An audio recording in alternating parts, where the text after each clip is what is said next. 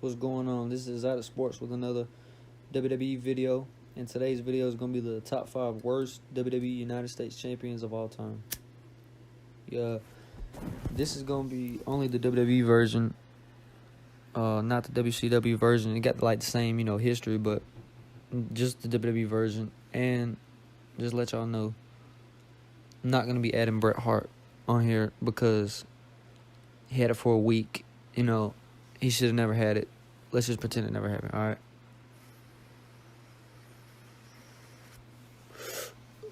Number 5 on the list is Shinsuke Nakamura.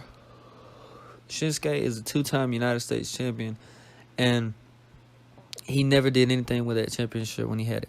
He beat Jeff Hardy back in 2018 in Extreme Rules. He beat him in like 6 seconds. And he defended it against Jeff on SmackDown and at SummerSlam. Successfully. As soon as he got done with that feud with Jeff, he was not on SmackDown. He was rarely ever on SmackDown. Then he had a feud with Rusev that lasted about 3 or 4 months. And it was just the most boring shit because they were barely on the screen. Like, it'd just be 2 weeks that wouldn't be on there. And then all of a sudden, 1 week they're on there, you're supposed to remember they got beef, And he had it for like 156 days. It's not his fault that he was, they didn't include him. They didn't treat him like a champion, He had the United States of Nakamerica thingy, and they never really, did anything with that. Nothing ever came of that. So number 5 is definitely Shinsuke Nakamura, man. He could have did way more.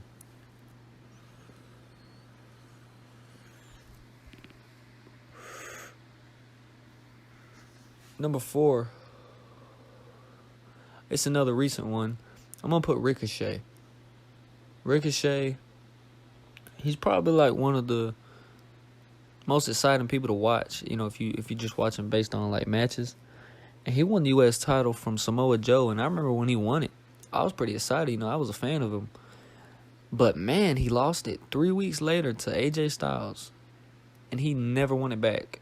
And he has fallen so hard from when he first came in.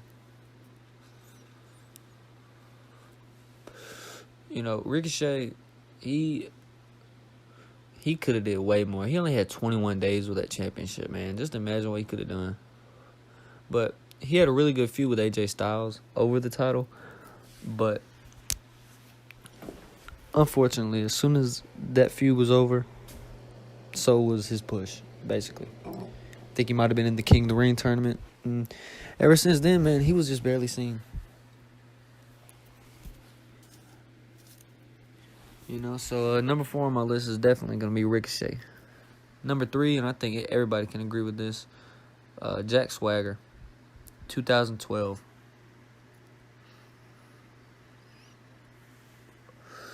WWE tried so hard with Jack Swagger. They wanted him to be a star, bro. And, honestly, I think that it's on him, I ain't saying he's bad, but, you could say with people like Ricochet that they didn't give him a chance. And that's a fair statement. But you can't sit there and say that they didn't give Jack Swagger a chance. He was given so many opportunities with so many different things, and it never once worked out, Swagger, and then he beat Zack Ryder for it. And Zack Ryder was like the hottest thing back in 2011, 2012. He beat Zack Ryder for it, and it was just like the most boring. I stopped watching during that time because it was just so boring seeing Jack Swagger. He wasn't the sole reason why I stopped watching, but he didn't help. He beat pretty much my favorite at the time, Zack Ryder. And there was no story to it. There was no point. He beat him 1 week on Raw randomly. Yeah, that was back when he was teaming up with Dolph Ziggler.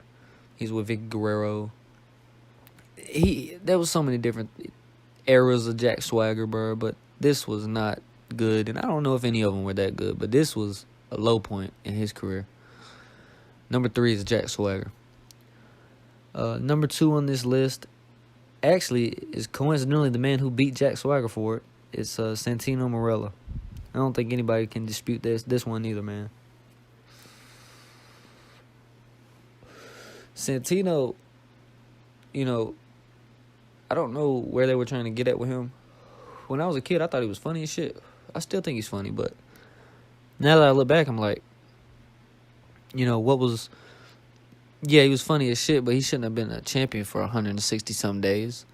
But that's what he did with the U.S. title. Like I said, I wasn't watching it at the time, but, I went back and looked, and he barely defended this championship. Like, he barely would defend it. And from what I seen, as soon as he defended it, 6 months later, he lost it to Antonio Cesaro. And honestly, he could have been on this list, but he's not. But if I could give an honorable mention, it might be him. I mean, the U.S. title from, man, when Swagger won it, bro, from Zack Ryder, I mean, from that point until John Cena won it in 2015, that title was just a piece of shit. I mean, it was, bro. Like, Swagger, Santino, Kofi, and, not saying he was bad, but, he always had that title. Dean Ambrose had it and never defended it. They didn't care about that title back then. And Santino is a prime example. He had it for 160-some days, barely defended it. Nobody remembers him as U.S. champion. Everybody remembers him as Intercontinental, yeah. But nobody remembers his U.S. title reign, except in bad ways. That's why he's on this list. And number one, I mean, from my perspective, it's obvious who number one is and should be and only could be. It's Orlando Jordan. Man, some of y'all might not even know who the fuck that is. Orlando Jordan he's something, man. It's so weird. He was on SmackDown, and he was like, he was JBL's boy. JBL was WWE champion. John Cena was the U.S. champion.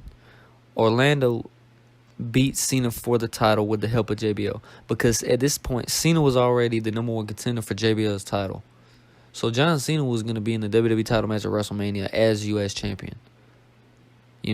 Cena didn't need that title. Somebody had to take it off of him. Why was it Orlando Jordan? I don't know. Because he won it. And I mean, Orlando was cool. Like, in the ring, he was really good, actually. But they gave it to him, and the first thing he did was, just carry it around for a while. Then he finally got into a feud with Heidenreich. And, man, some of y'all might not even know who the fuck that is. But Heidenreich, Orlando Jordan versus Heidenreich is a match that, in my mind, will make people turn that TV off. This is my opinion. And he had it for about 150 days, man. About the same length as Santino's, but it was about 3 times worse than Santino's reign. Don't know why. At least Santino had longevity. Orlando got into a feud with Chris Benoit. He cheated to beat him. I'll give him that. He did retain one time when he cheated against Benoit. But then Chris Benoit beat him for it in 25 seconds at SummerSlam 2005. And Orlando got about 3 or 4 rematches, and every single rematch he lost in less than 25 seconds each time. It was, 22 seconds, 20 seconds. He tapped out. He would always tap out in less than 25 seconds. And after he lost that U.S. title, as is the case with so many other people, Ricochet, Zack Ryder, he lost that U.S. title and he lost his whole push. He was in a fatal 4-way for the U.S. title at No Mercy that October, a couple months after he lost it. And then he faced somebody, don't really remember who, in a Survivor Series qualifying match. And he lost. And after that, I can't tell you that he did anything other than be on Velocity, which was basically the equivalent to the show they got now called Main Event. Orlando Jordan, he will go down as the worst U.S. champion. He was the worst. He had no business beating John Cena, especially when Cena was headed into the main event scene. I mean, just looking at the people on SmackDown that could have won it, I see why he won it. Because he was JBL's protege, and maybe at the time they had big aspirations for him.